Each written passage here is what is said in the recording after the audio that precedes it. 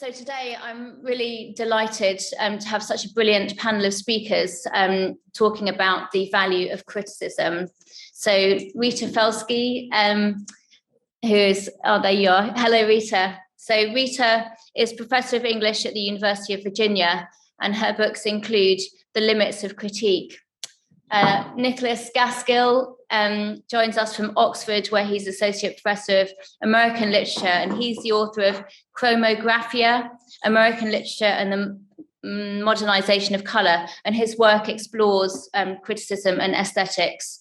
Erica McAlpine here is Associate Professor of English at Oxford, who works on poetry from the 19th century to the present, and you're working on a book called The Poet's Mistake, about error in literature and how critics have responded to these, and she's also a poet herself.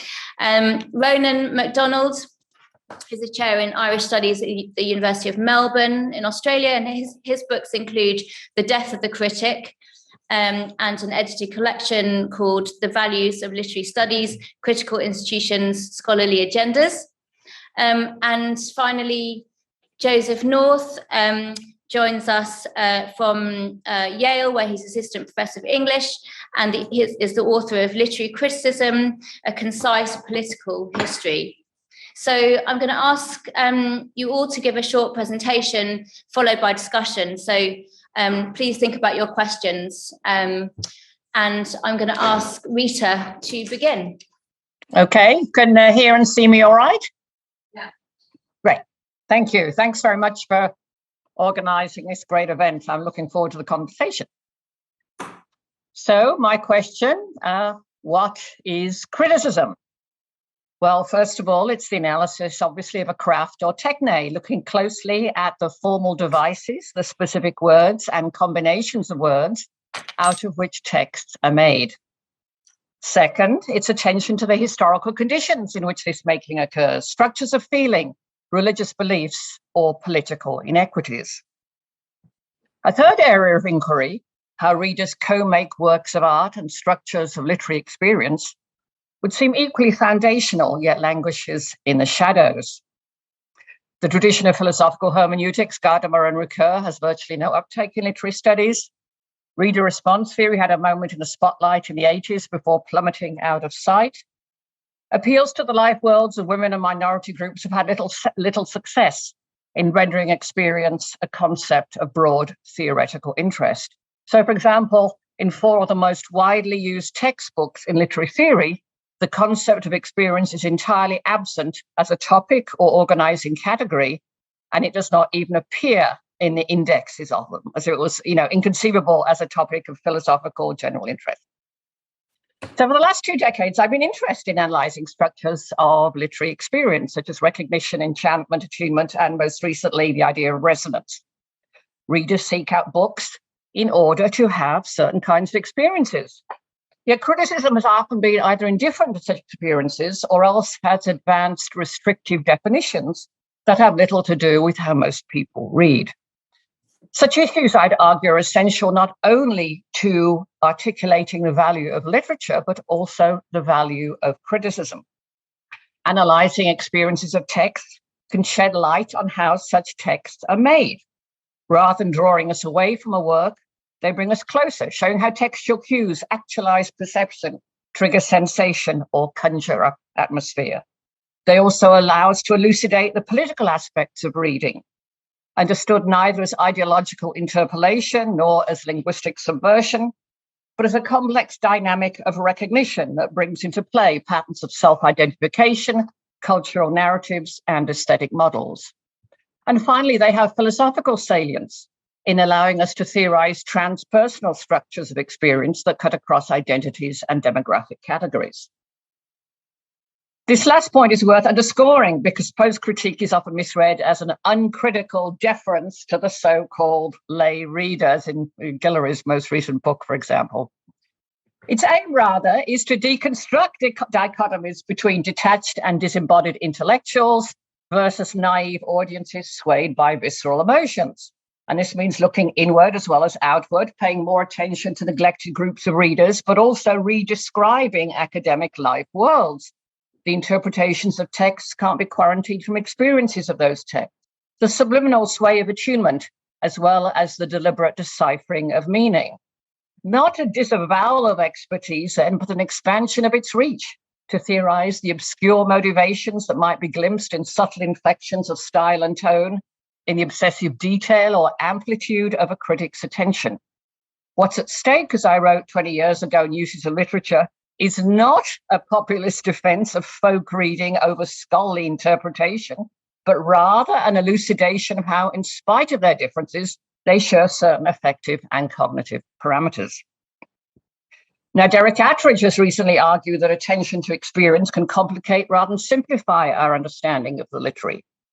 If literature affects a certain kind of education, he writes, it's not through any truths, morals, or injunctions that readers carry away from their reading, but changes brought about by the remarkable experience of the literary work. And Eleanor Jung offers a series of fine-grained forays into the phenomenology and psychology of reading, drawing out commonalities and differences between its academic and non-academic variants. What if we saw the absence of a sophisticated vocabulary for talking about literary experience, she writes, not as a sign that it cannot or need not be examined in a serious way, but rather as evidence that we desperately need more effective methods for investigating it. And this new surge of interest in experience is also driven by heightened commitment to pedagogy. See, for example, a forthcoming issue of PMLA on aesthetic education. And John McGowan's remarks that, quote, to discern the features of an aesthetic object and the qualities of my response to it means paying attention to the fine-grained details of this experience in all its dimensions. As these arguments make clear, experience is made and remade over time by the training of attention, perception, and sensibility. Students learn to respond differently to works of art.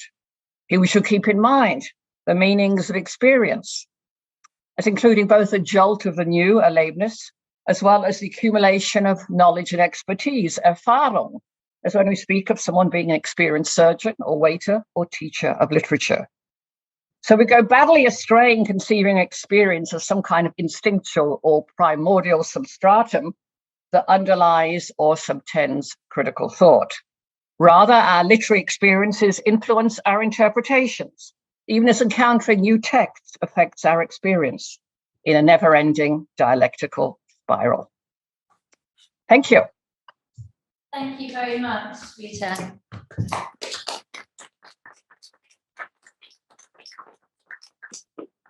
So, Nicholas, can I ask you to speak next? Sure. And this is good. I think this will actually follow quite nicely from what Rita just said. Everybody can hear me fine? Yeah. Good. Great. Okay. So first of all, thanks, Eliane, for putting together this amazing series and for including me. I'm really honored to be on this panel. And think that the way that you framed this is just really one of the best pitches for this kind of event and topic that I've seen. So I'm excited for the conversation.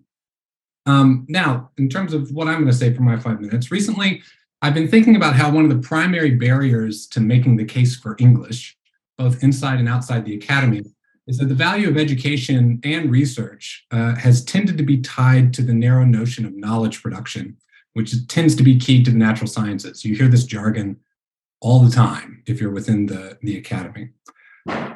And basically, I think that this is a model that sets the humanities up to fail. Whatever the value of criticism is, it's almost certainly not the value of the natural sciences, just as the cognitive benefits of the experimental sciences, which are real and important and I wouldn't want to let go of, are surely not those of literary studies.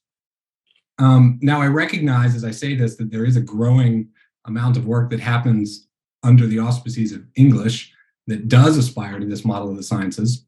I'm not ruling out the utility of such methods, just I want to specify that the way I use criticism as a category is mostly to understand aesthetic criticism, which means criticism that aims to think with and through works of art in their aesthetic dimensions, as opposed to considering them primarily as historical or sociological documents. Again, it's not that I don't think English can include all of these, but I want to be clear about what I mean when I say criticism. So I've been trying to think of how else to pitch the cognitive benefits of criticism, how to cultivate a vocabulary for the cognitive work that literary studies does that could potentially gain traction as an alternative to knowledge production. So I'm looking for something in the realm of knowledge, but not aimed at generating scientific facts. Something familiar enough not to seem like mere jargon, but novel enough to be galvanizing. And I've been thinking about this a lot with Emily Ogden at UVA, Rita's colleague, and we've sort of landed on the term understanding, which of course is related to that hermeneutic tradition that Rita invoked, as a potential candidate. So that's what I'm going to try out today. Now, one thing I like about understanding is that in addition to having a long history in hermeneutics, that is, of being the cognitive mode associated with meanings rather than with facts, with frameworks for thinking rather than for individual thoughts, and in addition to signaling some of the interpretive and contextualizing work that is the bread and butter of so much on-the-ground work in the humanities, in addition to both of these, understanding can connote a kind of knowledge that eludes easy formulation in language, as when you say to a friend in distress, "I understand." Now, I would go even further, drawing on the particular tradition of thinking about experience that I care most about, which is the American pragmatist tradition that includes William James, John Dewey, Alfred North Whitehead, Suzanne Langer, and Kenneth Ford. I would draw on that tradition to say that understanding can be a way of thinking symbolically, but not discursively. So a way of thinking with symbols that are non-discursive.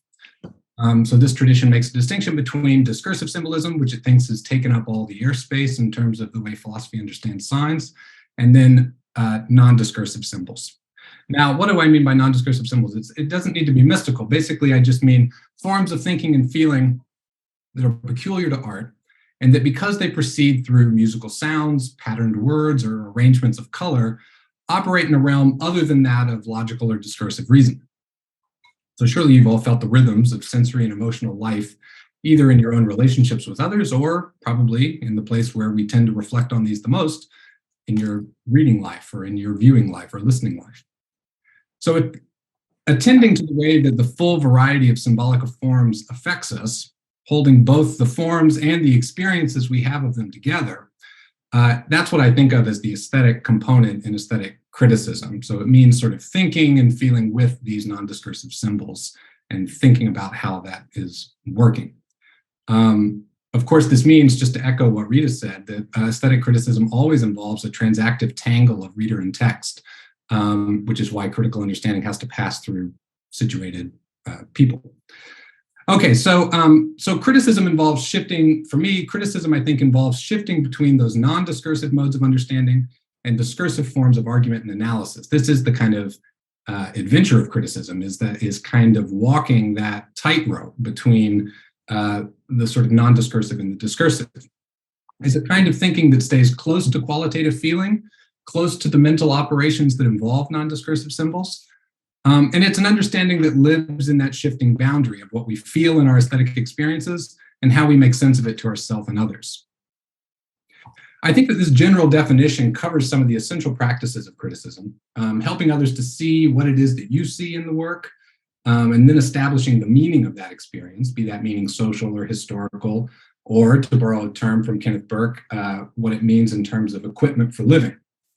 And I also think that this general definition specifies why the task of criticism is unending, why the shifting context can reshape the domain of what is felt or spoken at any particular time. I don't think that the non-discursive is some sort of ontologically separate realm. It's sort of context dependent. And of course, criticism itself, the practice of criticism, shifts that boundary by bringing, translating elements of the non-discursive into language. Okay, so to wrap up, I've avoided talking about the truly difficult task that Eliane set for us, which is articulating relevant modes of cultural excellence for the 21st century. But I hope that I've given somewhat of a description and perhaps a name for the kinds of pursuits that making the case for such excellence would necessarily involve. Thank you. Thank you, Nick. I turn to Erica next. Yeah, thank you very much. I hope those beyond this room can hear me. Maybe a thumbs up if that's the case. So I've been writing about a few romantic poems recently. Shelley's Ozymandias, which many of you will know was actually composed in a sonnet contest with Horace Smith, and Keats's wonderful sonnet on the grasshopper and the cricket, which was also written in a contest in 15 minutes with Leigh Hunt. Now, sonnet contests were all the rage back in those days. They were like the early 19th century version of the classical eclogue, where shepherds would sling verses back and forth and insults across the fields in order to prove who was the better poet. And this process of thinking about poems that developed through contests has had me thinking again about how evaluation, or at least overt evaluation, like saying who is the better of these two poets, or reading two verses in order to do something crazy like actually declare a winner, has really slipped out of our toolkit as critics. A century ago, I think it used to be okay to say that this or that poem was good or bad or better than this other one.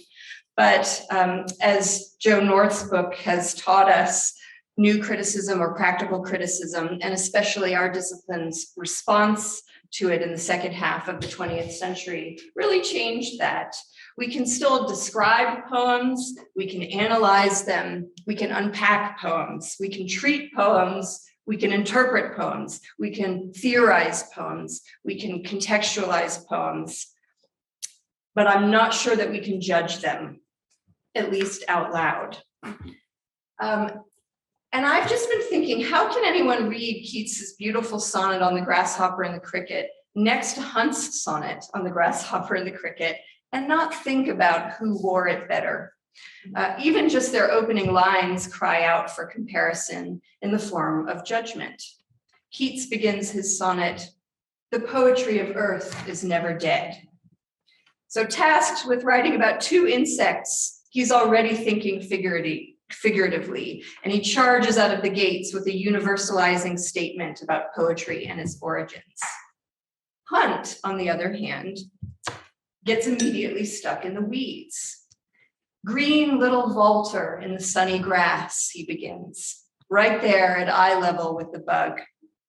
Hunt doesn't dilly-dally with generalization or metaphor, which might have been okay, for me anyway, except that this conversation with a real grasshopper leads him straight into the worst kind of Ruskinian pathetic fallacy, whereas Keats is able to carry off a conceit that toes the line between the universal and the specific. In other words, to me, Keats wins. Now, I can't go into these poems right now because of the time limit, but I will say I ended up writing 20 pages of pure personal judgment about the two of them. So suffice it to say, my reading of Keats's poem against Hunt's poem was really transformative in my understanding of it. Judgment was not an afterthought for me. It was actually the act of judging these poems that opened them up for me. And I think evaluation is like that. Evaluation prioritizes, it also gives structure, it brings into focus, it throws into relief. In Rita's engaging book, The Limits of Critique, she suggests, I think somewhat ruefully, that the kinds of subjective interpretation inherent to evaluative readings have become anathema in our discipline. She writes, "There is an understandable wariness of being tarred with the brush of subjective or emotional response." And yet, subjectivity is also what allows us our creativity and our honesty as readers and thinkers, and also what differentiates us from each other. What I argue about Keats's poem will never be what you argue about it, even if we both know that it's better than Hunt's. And not just because texts always mean many things in many ways, but because of the personally inflected way that we make our arguments affects their meaning. As Rita points out, arguments are a matter not only of content, but of style and tone.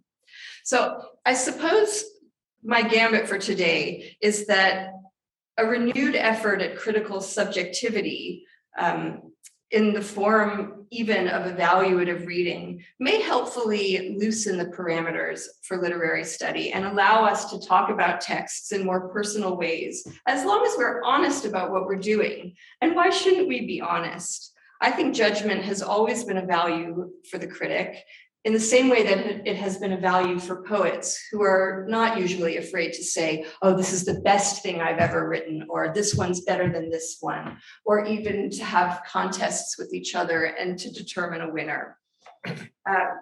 In evaluating Keats's sonnet, or Shelley's for that matter, I don't think of it as trying to prove to my reader that I have good judgment, so much as to prove that Keats or Shelley has. And really then my job as a critic is to try and demonstrate why, and to be honest that it's my opinion, and maybe even to persuade my reader into thinking so, or to teach my reader about the kinds of value judgments I have, so that they can think about their own. Thank you, Erica.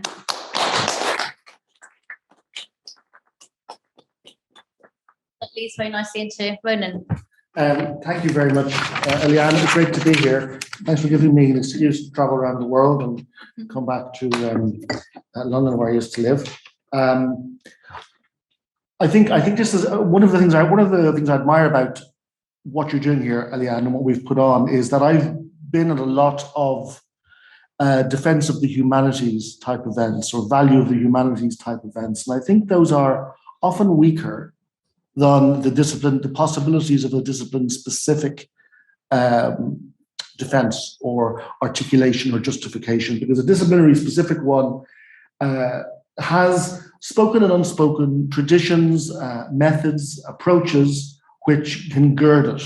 And even if in girding that and looking over that history, we might, as we've just heard very fruitfully, I think, from our three speakers, about avenues we haven't taken or possibilities we haven't. But I think quite often when we look at our discipline in a discipline-specific way, it helps us do what you're saying, and the idea of the case, the argument for marshalling values and arguments, as if in a court of law, seems to me a productive way of approaching it. And I've sought here, in the midst of so many pessimistic prognoses about our discipline, many with good reason, the challenges which we don't have to rehearse, to see if there are some ways some aspects of our condition that we can extract something positive. And I want to begin, I'm sure many of you read it, but there was a piece which got a lot of attention in the New Yorker a few months ago by Nathan Heller. I think it was called The End of the English Major, or The End of English, something like that. And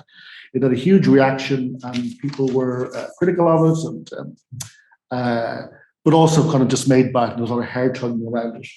And there was a lot in that which was ostensibly quite a pessimistic state of the discipline that I thought could be read against the grain. And there's one incident in particular that struck me. It was when he was interviewing James Shapiro. And James Shapiro said, I used to think English had a future, and now it doesn't. Now I don't think so anymore. And he said, why? And he threw his iPhone on the table. He said, that's why. And Nathan Heller said, well, what do you mean? He said, well, everybody's distracted, including me. I used to read 5 novels a month. Now I only read 1 novel a month. And my first thought about that was, well, is this I was thinking of the David Lodge novel where he's talking about humiliation. Is this a good thing to admit to the world in the New Yorker that you're reading 1 novel a month? But it also struck to me the fact that he wasn't saying it in a very pleased way, that it highlighted the fact that our attention is up for grabs and marketed in a way it has never been before in human history. Now, it seems to me likely in a few years that we will all seek to redress, or the society will seek to redress, the pollution of attention that's going on, that we see all around us with the digital world. But it truly also gives us a new front in which to articulate the case for English in the contemporary era. And I think it resonates with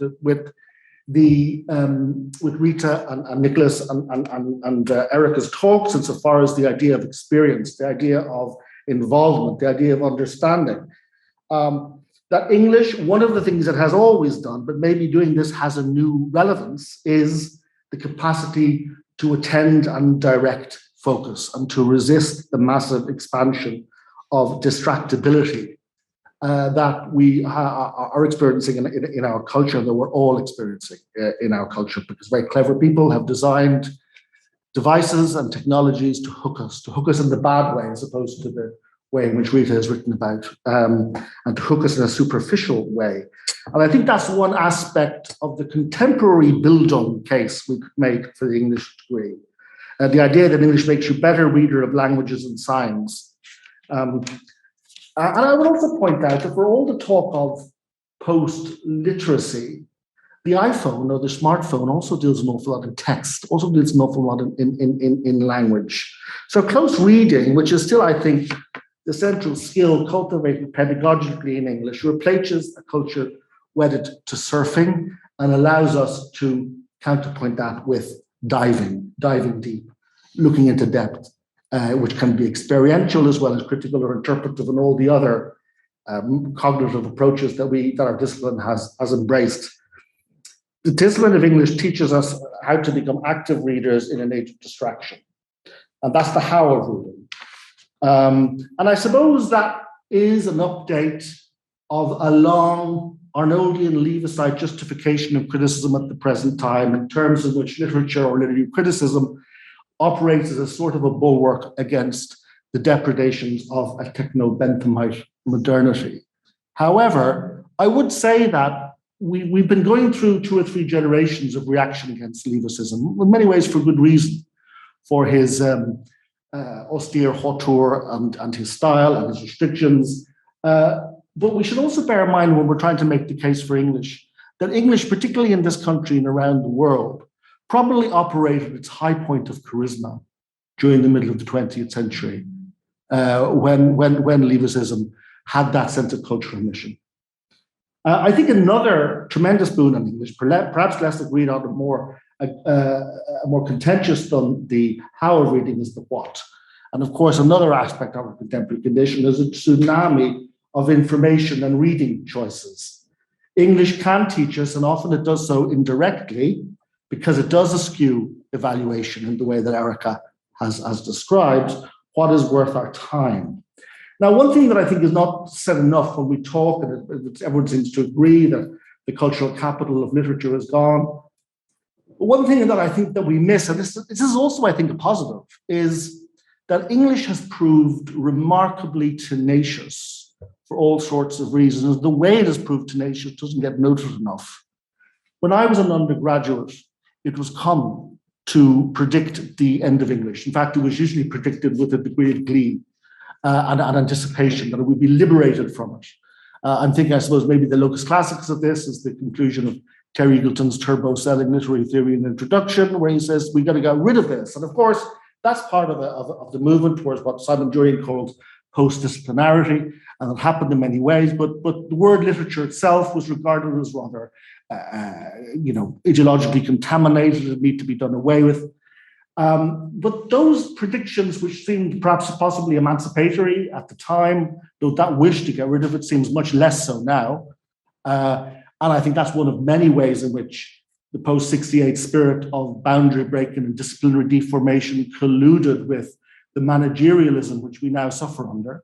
But that's a different story. But it didn't happen. And regardless of all the Jeremiahs, what strikes me is how similar an English degree looks now in terms of the canon compared to what it looked 50 years ago. Yes, there's much more attention to diversity, to women, to non-European writers, but still, if you do an English degree, and notwithstanding a rather dismaying conversation I had with Anthony Bale before we started, you go from Chaucer to Jane Austen, Virginia Woolf, Joyce, Salman Rushdie. That canon has remained relatively unchanged. And I think that does license English. One reason for that is probably because some of the movement towards interpretation, which Eliane's blurb on this document or in her invitation talks about, in which John Guillory also talks about as a result of the post-war consensus between scholarship and criticism. A lot of that went into the post-disciplines like cultural studies, screen studies, cinema studies, gender studies. So we do have a relatively coherent subject of study, upon which I think one of our roles is active custodianship of.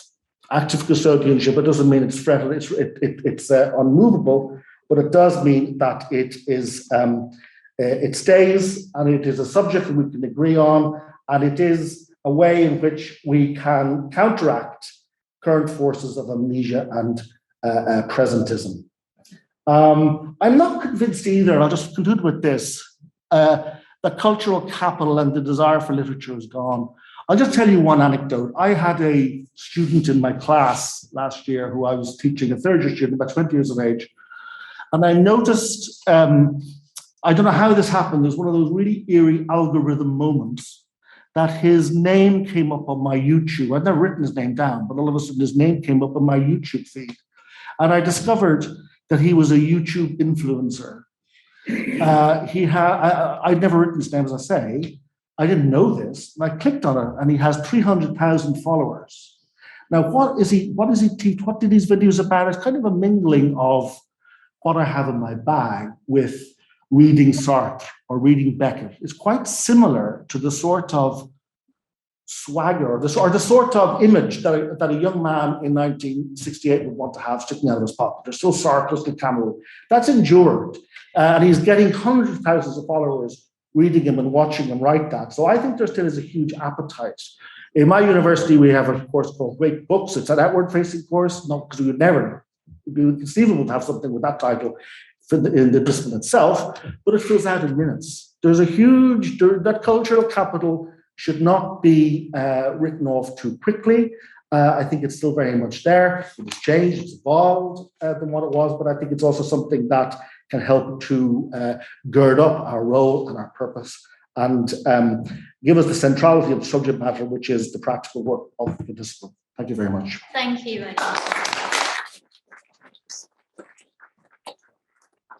And finally, Joseph. Hi there. Thumbs up if you can hear me okay. Great. Okay, thanks. Thanks for that, everyone. And thanks so much to Eliane for organizing this. I've been told I have 5 minutes. I'm going to try and make 4 complex points, so I've allocated 70 seconds for each of them. That's obviously totally absurd, but could be fun, so here we go. My first point is that criticism, as I understand it, is a form of aesthetic education aimed at cultivating different, hopefully better ranges of sensibility and taste. It's thus really about subject formation. If we literary academics care about criticism, then we need to find ways to carry out the project of subject formation in all 3 of our roles, by which I mean in our teaching role, where education is kind of natural, in our public-facing role, and in our research role. And here I'm just going to reiterate what I didn't realize Nick was going to say, but he said it really brilliantly. The last of these is the most difficult, both conceptually and in practice, since the academy and ultimately the state usually define research as the production of knowledge, as Nick said, which is not what criticism is. And we need to be able to define it as the cultivation of subjectivity or something along those lines, but more specifically, the creation, valorization, and dissemination of culture and the retraining of tastes. That's just Nick's point. I won't go on about it. I thought he did a brilliant job. My second point, since the 1970s or so, this is a more historical point. Since the 1970s or so, the disciplines of literary study have largely retreated from explicit projects of subject formation of this kind. So not just criticism, but even larger projects of subject formation.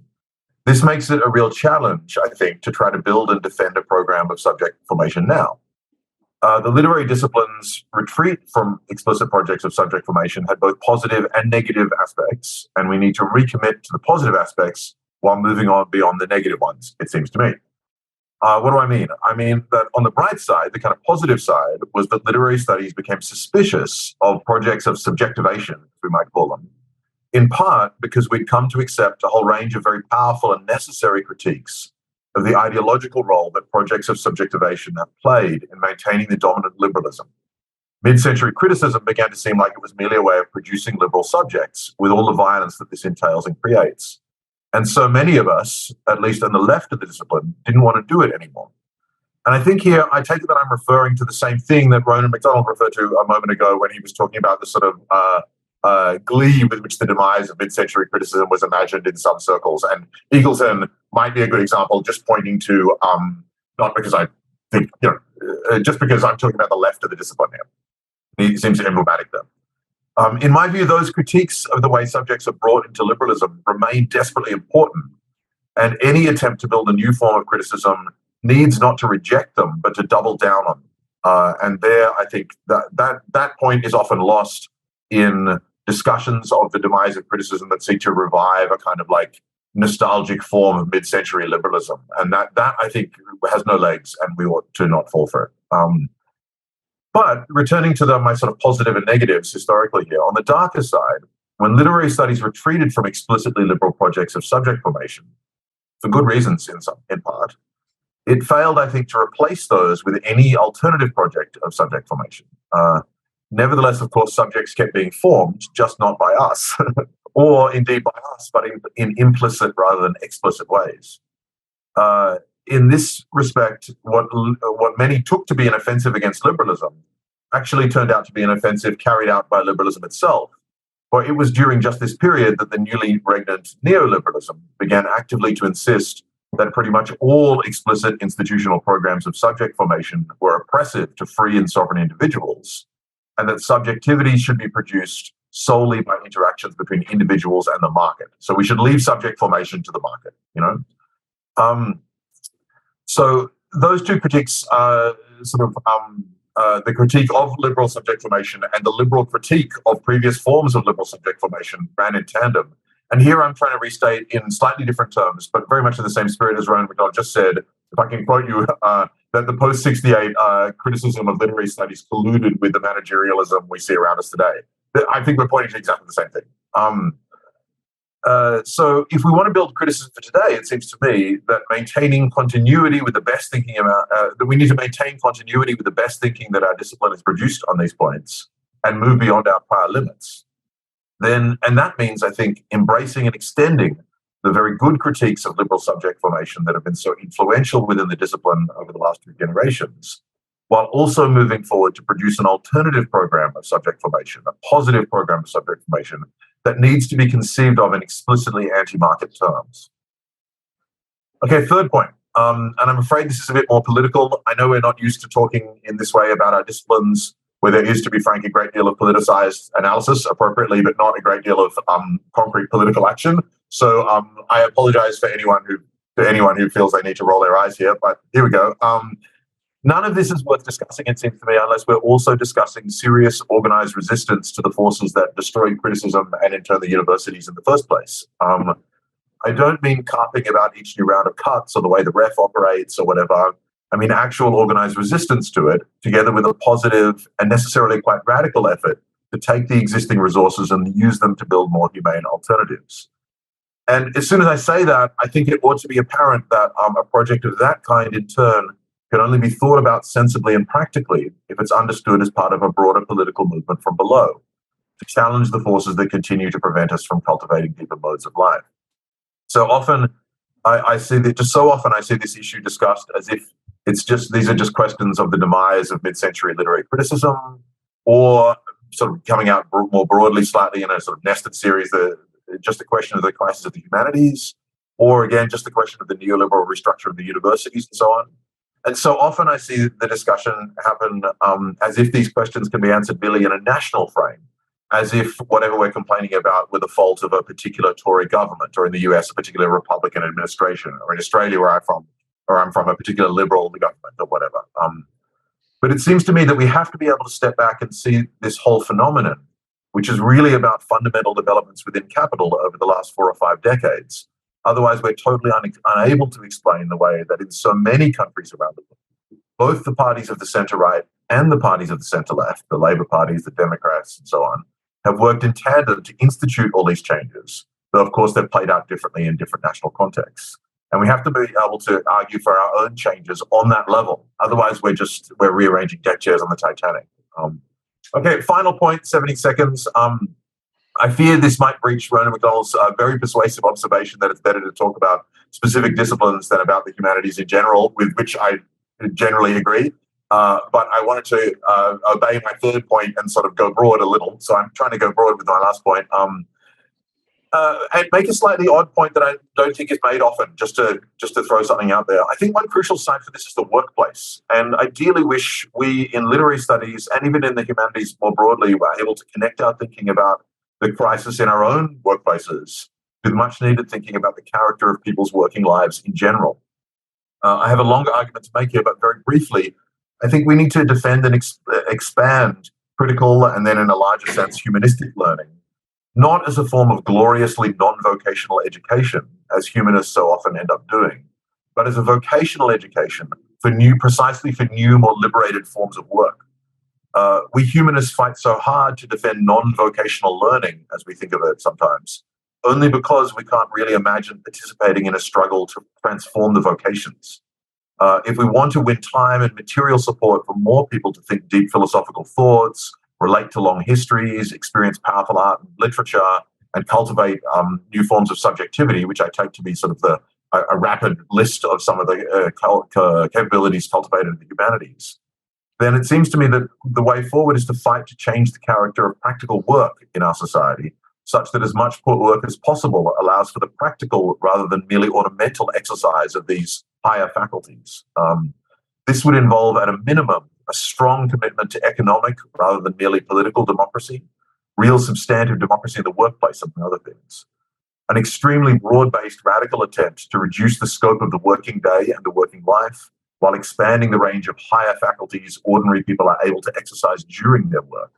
I think that's what it would take to give humanistic and critical learning a meaningful role in society at large. And those things are worth fighting for anyway. Moreover, unlike capital in its current phase, they actually require something like critical and humanistic thinking, in that we need some form of general cultivation of the higher faculties if we are ever to have them at all. So that may seem like I'm ending on a sort of ridiculously large demand, but it seems to me that small demands don't create large movements, and large movements are necessary in order for any of this to succeed. So that's my political rousing call at the end. It may be absurd given the context, but that's what I got. Thanks a lot.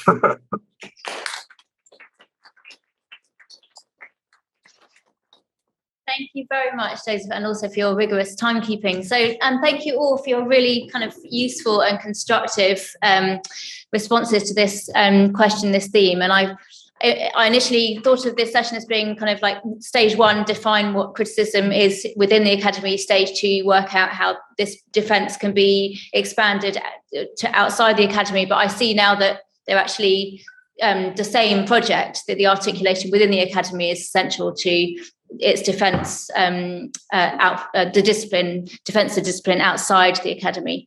So I've got lots of things I could say, but I'd quite like to open out immediately to your responses. So let's try that first. And then also, because it's hybrid, perhaps if our panel has responses to people's questions or comments, you could just jump in rather than me asking you for them.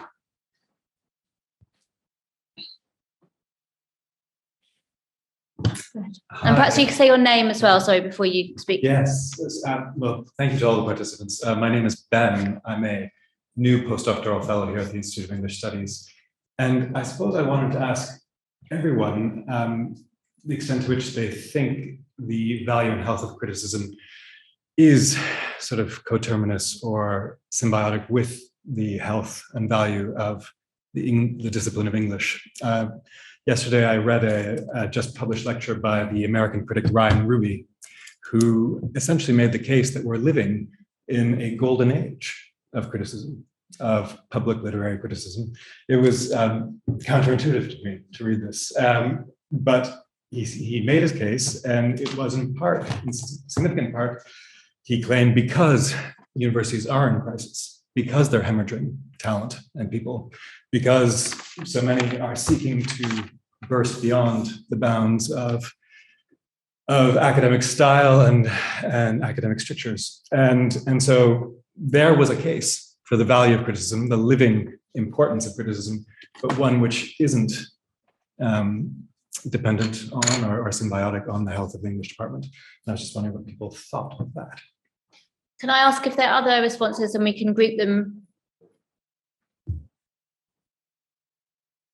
Go ahead, Ben. Hi, I'm Ben. But a different surname as well would be great. Ben Levitas. I teach at Goldsmiths. I'm actually from a theatre discipline rather than English, and I'm very interested in a lot of the discussion. It seemed to me was talking about criticism, was talking about critical sensibility, which was reaching into experience, subjectivity, engaging in a value which is aesthetic in nature. And I just wondered to what extent anyone might think that the relationship of criticism to art is in some way blurred by this process, and that might be a productive blurring. If criticism were to take on board the sense in which the subjective response to a text in itself is an expression of a subject position which requires some sort of artistry, is there a sense in which criticism has to, as it were, acknowledge the limits of its sort of critical objectivity if it's going to accept that experiential element in its subject? So I think, are there possibilities of making and in some ways, the sort of YouTube example that Ronan was giving there is something like that. It's a performance of an encounter which is engaged in a critical response, but it's also something other than criticism, it seems to me, which is the elaboration of a subject in performance and an encounter as a mode of something that is perhaps hybrid in nature. And I just wonder, is there something useful there in thinking about, because I think a lot of the discussion seems to be thinking around the satisfactions of reading, satisfactions of the literary encounter, even the thrill of judgment, which Erica was mentioning there. That's all really exciting, and that can be exciting for students, exciting in the discipline or disciplines that it appends to. I'm just sort of interested in if anybody has a sort of response to that side of things. Okay, one more. Anthony. Thanks everybody. Anthony Hale from Birkbeck. My question or observation is connected to the two previous ones and really occasioned by Ronan's thing. I was told by my publishers a few weeks ago I needed to set up an account on TikTok to engage with book talk, and this was when I really felt a total alien doing this. And I discovered to my surprise that medieval texts are receiving huge amounts of amateur attention and criticism from people I don't know about, and there's a whole world out there.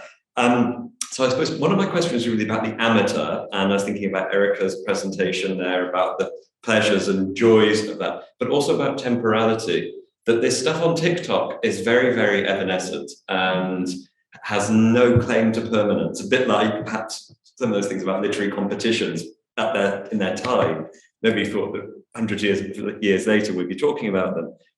And about in our academic training, we're thinking about how we make an intervention which lasts and speaks back to a canon and looks forward to a future debate. Whereas there's a whole other temporality of this online material, which is, to be continued, but we don't know, it might not last long at all. And we can think about, even YouTube now feels like a platform that is, but also MySpace and things like this, which no one can even access. So I was reflecting about that. Would the panelists like to respond to those three questions, which I guess are related, about healthiness or otherwise of this broader engagement with criticism, subjectivity, enthusiasm? Please jump in. I could jump in if you like. Oh, sorry, Rita, it looked like you were going to go. You go. Well, okay, I don't have anything terribly profound to say, but those are all great comments. And I I agree to some extent about the idea of the golden age of criticism. I mean, I think that's exactly right. As as you were just saying, all those people who once would have gone off and become specialists in, the minor 18th century novel, and now, because of the rapid contraction of the job market, are now going into more public-facing arenas and are often writing very powerfully and reaching quite large audiences. And that's something I've been very much thinking about. And so, for example, in my graduate class now, all the students are required to write public-facing essays as well as conventional academic essays in the hope, that they may at least be able to publish in some of these venues if they're not able to get academic jobs.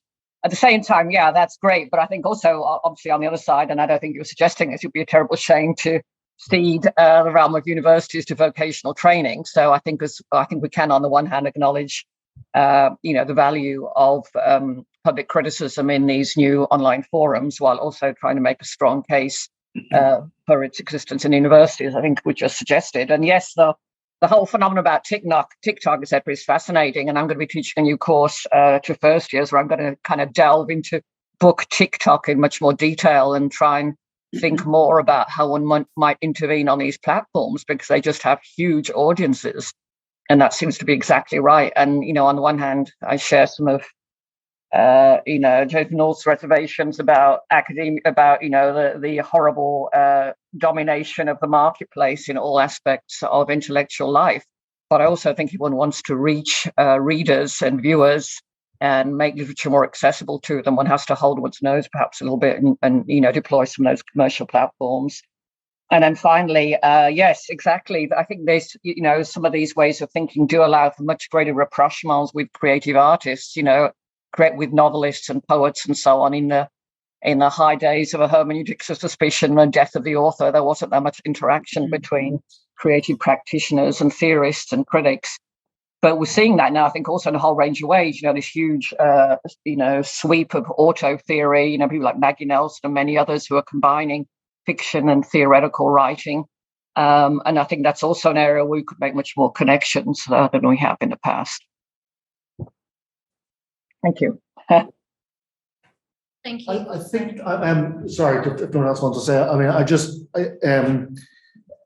I think of a couple of things. I think first of all, obviously, this could either, if the relationship between the university English department, which is our subject matter, okay, the case for English as department, with what we might call para-academic fora and the ecologies of that are developing online, if that can be worked out synergetically and productively, that's to the good. But another possibility will be that those venues will suck the life out of the English department and become for much more urgent ideas that than are happening in the university. The university will accelerate the decline. I think it's too early to say, but I do think history has lessons for us. English, it seems to me, as a discipline, has in the past often been at its strongest when it has been interconnected to higher journalism and to wider media. It has given it a sense of purpose and a sense of mission, which I think is vivifying for the discipline. So if it can reach new communities, and I think one of the huge benefits, I mean, we sometimes think dismissively of the market, TikTok and short forums, but one thing that the para-academic world affords us, which I think is one of the reasons why it is, if we're having a golden age, is the long form essay. It affords us with depth and with really quite detailed and considered possibilities for exchange and an instant possibility to expand the community of scholarships in any subject, no matter how arcane. Whereas perhaps before the internet, you might have 2 or 3 people interested in your obscure 18th century author. You can now probably find communities of interest, and that has to be a enabling thing. And I'll just finally finish by saying, I think Rita's point about getting her graduate students to do public-facing essays is really, really key. And if the relationship between the department and this hinterland is going to be productive, we have to rethink the PhD in a way which allows that connection to operate. Yeah, but I didn't know if Joe was wanting to say something. Oh, sure. I'll jump in very quickly. I think Rita Felsky and Rona McDonald just said brilliant things, and maybe we should keep moving. But I just wanted to throw in one more thought that doesn't overlap with what was just said, which is that in some ways, I think the idea that we live in a golden age of criticism is true, but in another way, it's deceptive. Because it seems to me that if you look at it from another angle, what's really happened is that the kinds of that actually ordinary social life is full of criticism of various forms. Like how much of like relating to your friends is like, what movie did you see? Did you like it? Do you like this album? What about this song? Like that's sort of like everyday sort of proto-critical activity, if you like, is really a part of the social texture. And what's happened over the last 20 years is a corporate capture of that social texture, so that those conversations are now happening through corporate social media.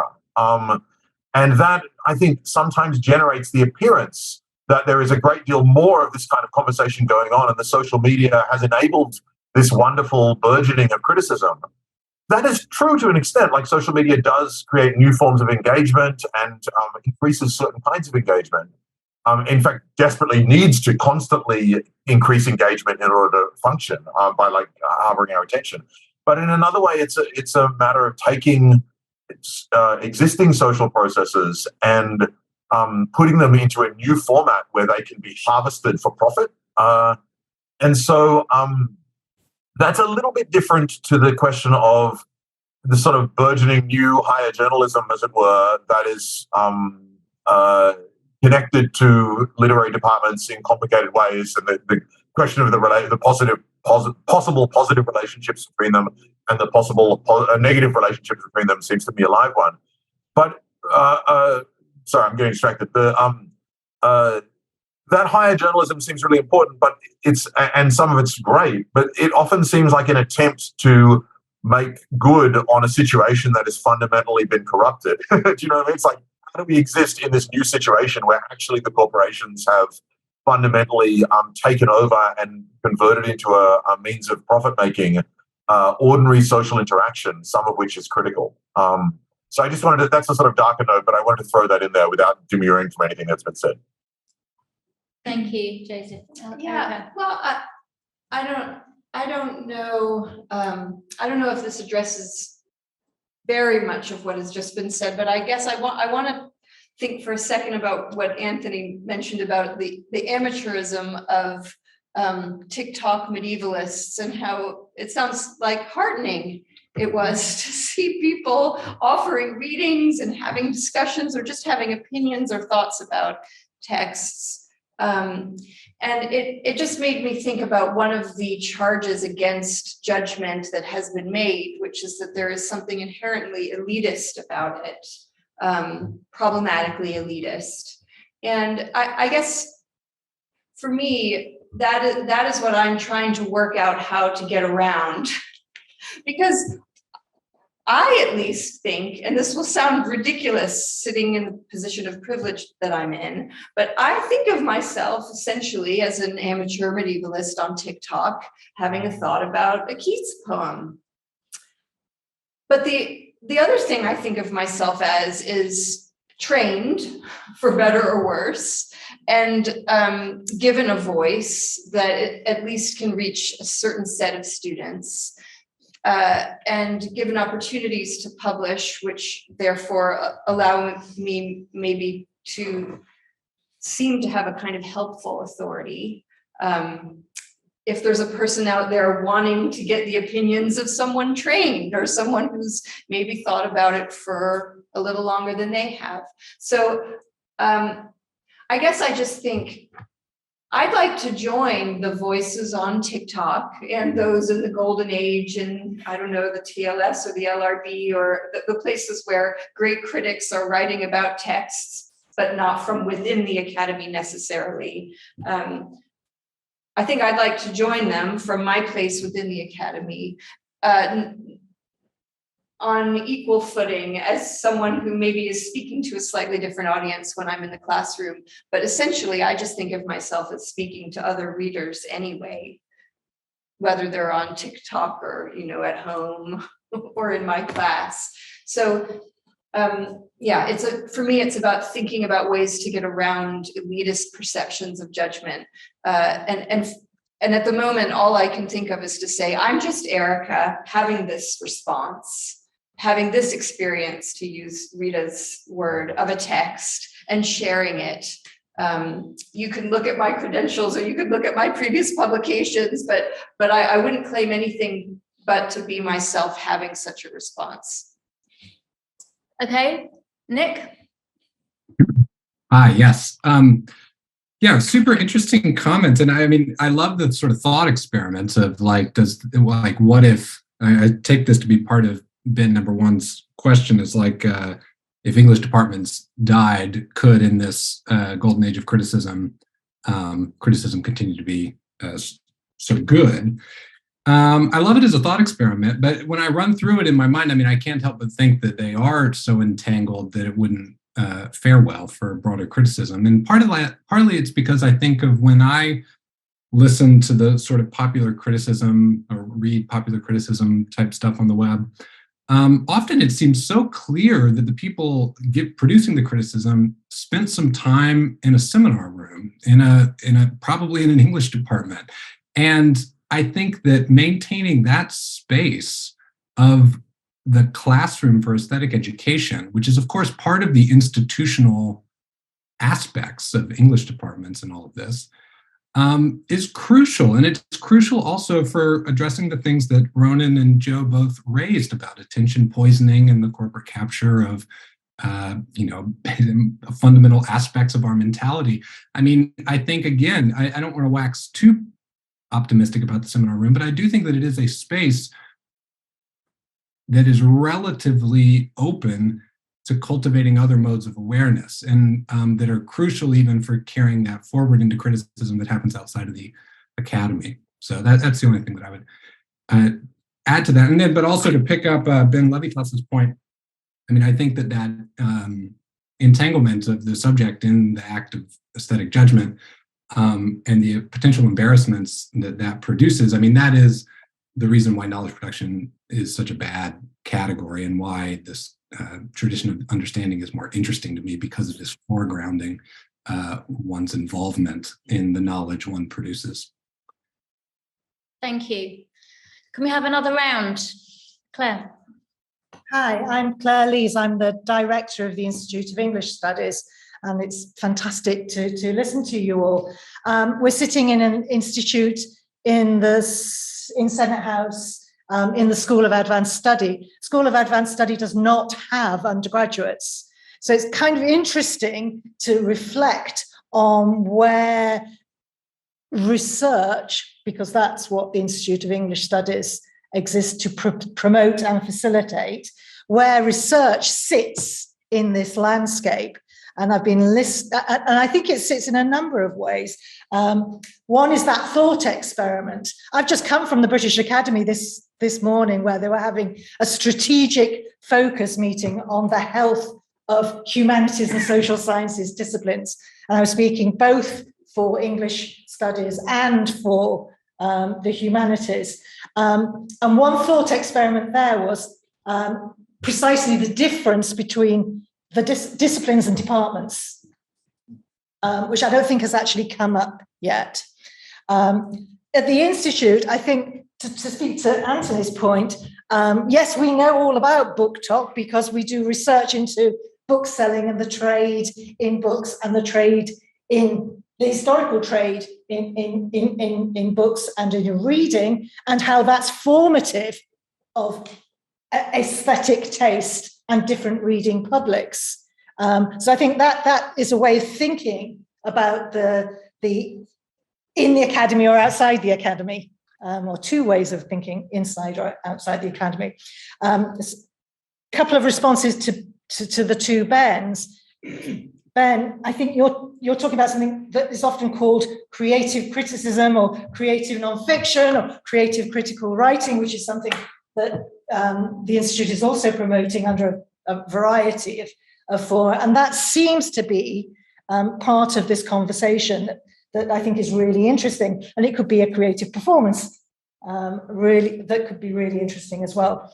But here's the challenge, and it's a challenge that I've been wrestling with.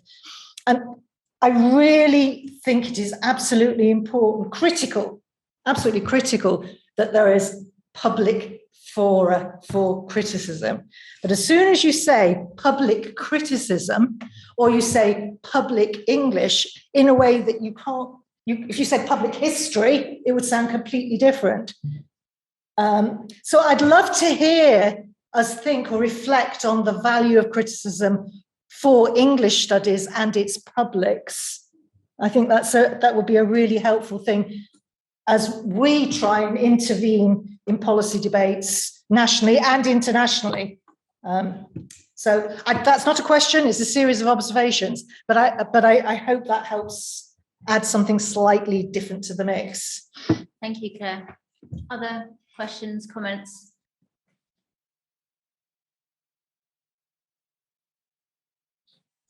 Go ahead. Thank you. There's a hand up. Yeah, a hand up online. Okay, so we'll go in person, then online. Okay, thank you. Can you hear me? I'm not sure whether I'm kind of part of this discussion or not. Can you hear me? Yes, we can. Okay, right.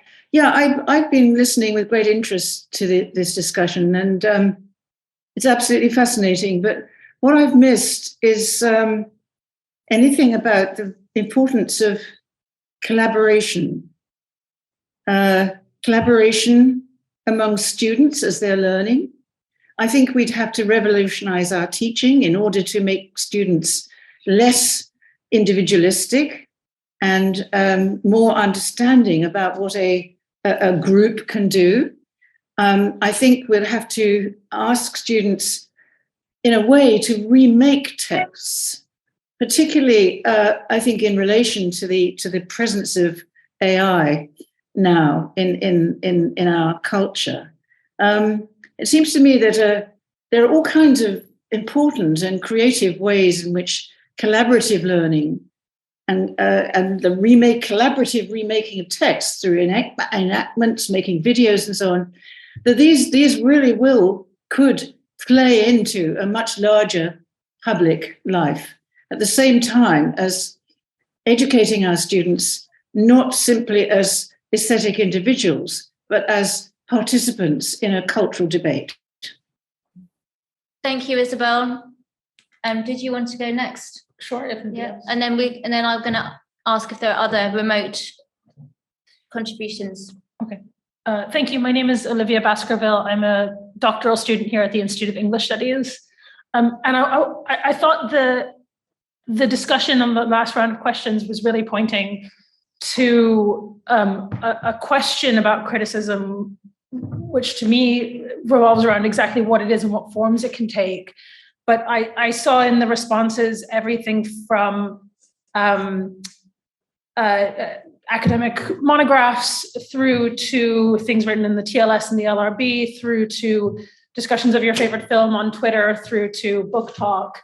And I thought the second Ben's question on what forms criticism takes and how artistic it is really played into that, in the sense that there's a real question there about whether criticism can only be textual, long form, for example, or textual interventions that in some way interpret or describe through kind of discourse, or can criticism be the production of other art, or performative art, or interpretive art based on the artwork itself, the text itself? Or I personally come at this from a slightly art historical perspective, but book talk videos are in some sense performative works of art in and of themselves. Academic monographs are perhaps seen as less so, but that continuum is interesting, and I'm interested in our panelists' feelings about what does it have to be textual? Can it be other than textual? And is there some sense in which one of those forms, one end of that spectrum is better than the other? Thank you. Can I ask if there are remote contributions? I've been neglecting my remote audience.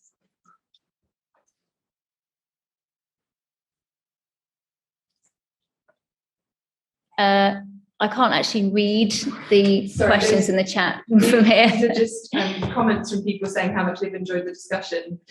We have one comment from Rory Livingston saying terms like works of art, literature, aesthetic, sensibility and taste, and literary experiences have been used without really offering definitions of these, which I think is interesting. But we do also have somebody in the room who has a question. Thank you, Ellie. So it won't be as articulate and well formulated as the previous questions, I think, because this is deep thinking on my feet. But a couple of things really that spring to mind. One is we are in a recruitment crisis in English studies, number one. The discipline is in deep crisis, despite what people might or might not think so far. And I'm not sure whether that crisis is any different to other crises historically. So when we had the moment of theory and the discipline is in deep crisis then, we could argue that this is just another formation of that, but maybe there's some different reasons.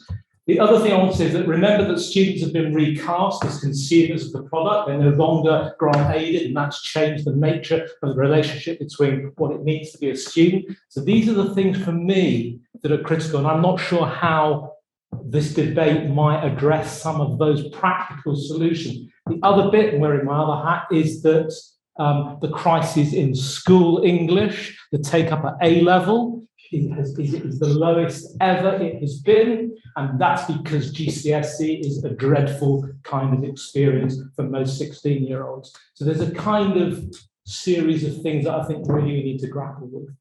Thank you. I would like to add to that. My name is Shelby Knighton. I'm a doctoral student at Oxford in the Department of Education, and I work on the teaching of literature to secondary school students. And I'm interested in what is the role and what is the function of criticism when we consider the kinds of assessments we ask students to do. And I'm specifically looking at the way Pride and Prejudice is taught in year 11 of the GCSE. So if anyone has any comments on that, I would be glad to hear about, again, the role and the function of criticism in assessments, and what kind of perceptions does that give secondary school students when they're asked to write a particular essay for a high stakes examination. Okay, any more? We'll probably have time for one more round of responses, I should say. I guess I just want to throw in my own tuppence worth, which is I would like to ask, because I suppose there's two approaches, two paths. One is about building bridges between academic or professional criticism and the wider sort of explosion or profusion of critical culture, and another path is to question and critique some of the tensions that we see emerging. On the one hand, the explosion of criticism in the wider culture, both in terms of the kind of hermeneutics of suspicion that we see in kind of conspiracy theories and so on, and kind of wider mistrust of authorities and experts, but also the more positive kind of diffusion of opinion online and so on. But at the same time, the kind of attacks on criticism, attacks on the professional critic, and attacks on criticizing one thing as being better than another, that we see in kind of the emergence of like celebration and wonder and appreciation that we perhaps see in arts and culture. So I guess there are lots of, and I also just wanted to draw out the point about the political and there's tensions within the academy about the role of politics within criticism, to what extent criticism is a political project. But also that obviously has resonances outside in terms of suspicion of, critique of authorities and received wisdom, and also subject formation, and the way that is a political project. Anyway, I wondered whether, what you think about, what our role should be, building bridges, fostering this kind of joint critical culture with the public, or whether our role within the academy is to maintain those boundaries and actually critique some of those tensions that we see both within the academy but in the wider culture. And perhaps we're uniquely placed to do that. I've run on a bit longer than I intended, but could we have final comments from our panelists on those many questions and comments from our audience? I actually have quite a lot of thoughts on this, which I can't go into any great detail, but I'm just writing this book at the moment where I try and think about, how does one, I would say the short answer would be both, right? So on the one hand, I'm obviously very interested in building bridges with larger publics. On the other hand, it's absolutely ludicrous to suggest that the academic relation to popular opinion should be one of uncritical deference and everything that everyone says is right because we can no longer criticize them. And, one of my own traditional fields was cultural studies, and cultural studies wrestled with this whole issue for 50 years. It's really only recently literary studies have started worrying about it. But yes, on the one hand, you don't look down from above and say, you have this vastly superior knowledge that the person in the street doesn't have. You want to engage others respectfully and diplomatically and try and use understanding in another sense, gain understanding of their viewpoint. But at certain points, you also, I think, have to say, no, I find this an unpersuasive argument for X, Y, and Z reasons. And going back to, the value question on this that Erica raised, which I think is very valuable. I mean, one thing I found helpful there, is John Fro's argument about regimes of value, in the sense that on the one hand, yes, values are not purely objective. On the other hand, they're not totally subjective. Of course, as Erica says, in one sense, one's opinion is irreducibly one's own. No two people have the same aesthetic experience. But our aesthetic values are also shaped by our institutional formation and our academic training. And, for example, the heritage of new criticism and our love of irony and contradiction and ambiguity. And people in different spheres and in the public may have different regimes of value. In some ways, we may think those are equally legitimate. In other ways, we want to criticize them. But I think that idea of regimes of value is quite helpful mediating between the entirely subjective and the idea of objective value systems. So I'll stop there. Thank you. What was your name? Olivia. Olivia, I just wanted to comment a little bit on your question about which kind of criticism is it that we're talking about, or what you mentioned maybe 10 different kinds of criticism. And I think I'm sharing your experience of thinking about how hard it is to say anything coherent about the value of so many different kinds of criticism from so many different kinds of people. I think I certainly don't have an answer, but what you said has sharpened my feeling that we do need to be very careful about prescribing kinds of criticism that other people should be doing. I think it's probably become very clear as I continue to say over and over my opinion, or just simply my judgment, my subjective thought, that I really just like to focus on reading poems. I don't tend to want to relate my feelings about those poems to wider cultural questions, although I really value other people's ways of relating those two things. So that's me just sort of commenting a little bit on that. Thank you for saying it so well. I'll try and be brief because every single speaker has brought up issues which are really, really rich and fertile we could talk about. But I think that we just going through them quickly. Claire began by talking about about trying to make a distinction between research and pedagogy. I think it's really important. I think one of the things that concerns me in English is that research and pedagogy have somewhat divided in our discipline. I think it's a sign of disciplinary ill health, which maybe some of these other para-academic fora that we're talking about, if they're used right, can help to suture. I am very open to, I think it's a very positive thing if we can complicate our modes of expression. Creative criticism seems to be a very rich area where we can kind of stick our straw into creative writing's milkshake, and that'll be good for us.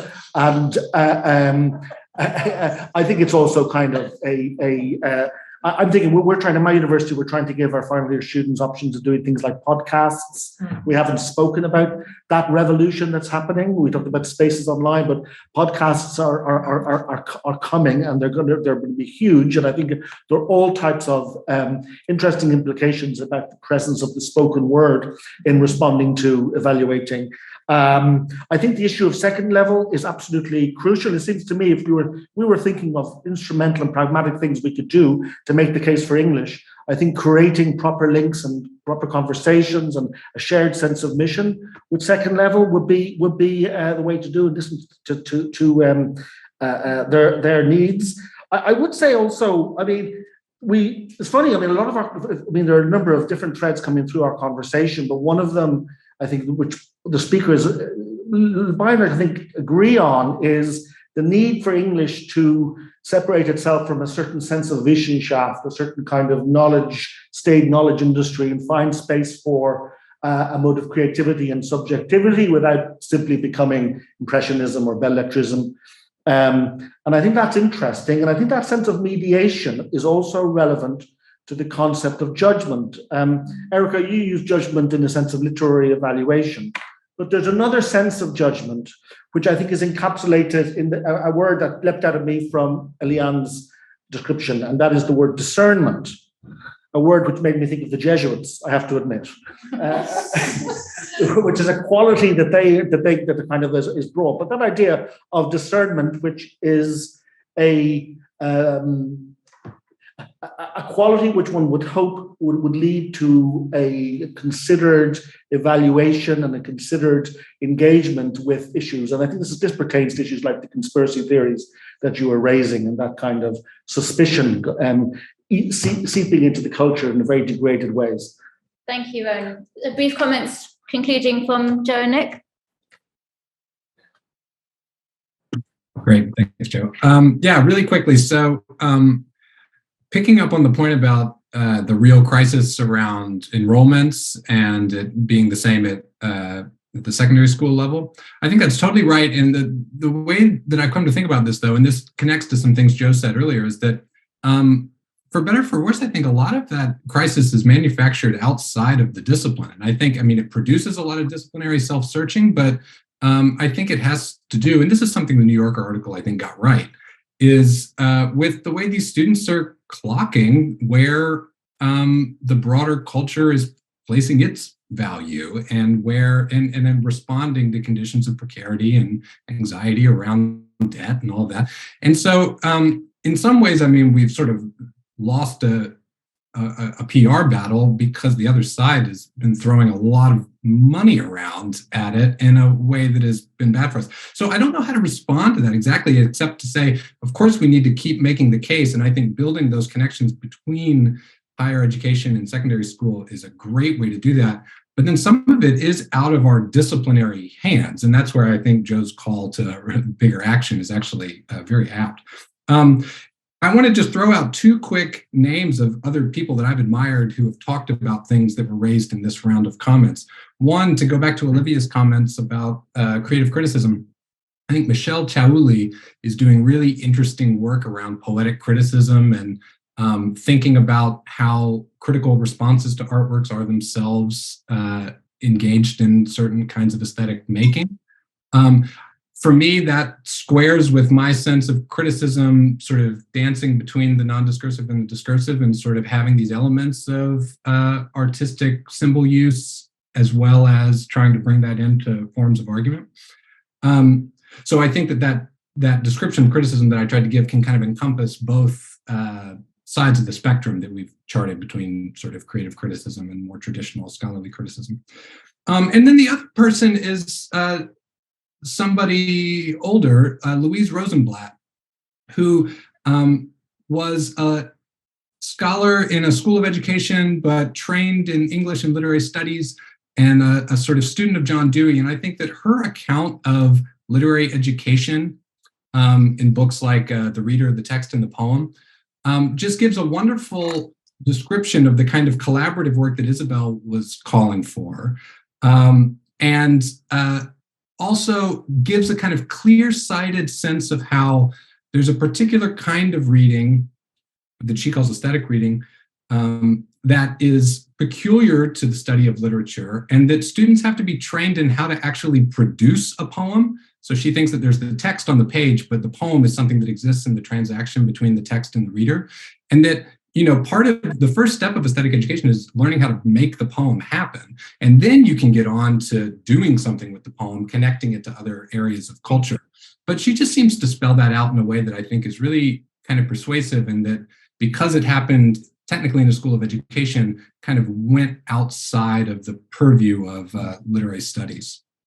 Thank you, Nick. And very briefly, Joe, because we're about to wrap up. Sorry, I'll be super brief. No one wants to hear much from the last speaker.